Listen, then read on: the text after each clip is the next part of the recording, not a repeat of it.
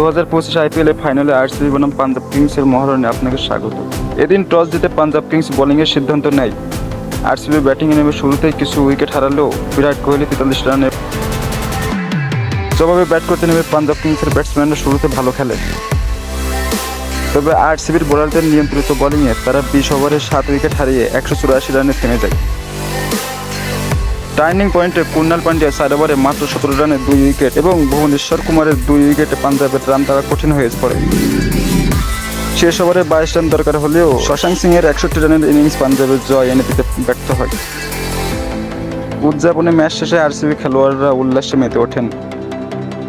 বিরাট কোহলি আবেগ হয়ে পড়েন, কারণ এটি ছিল তার প্রথম আইপিএল শিরোপা। কুনাল পান্ডিয়া ম্যাচের সেরা খেলোয়াড় নির্বাচিত হন। এই জয়ে আরসিবি তাদের প্রথম আইপিএল শিরোপা জয় করে, যা ছিল তাদের 17 বছরের অপেক্ষার ফল। ক্রিকেট প্রেমীদের জন্য এটি ছিল এক স্মরণীয়। আপনাদের কি মতামত এই ম্যাচ নিয়ে কমেন্টে জানান এবং ভিডিওটি শেয়ার করতে ভুলবেন না। ধন্যবাদ।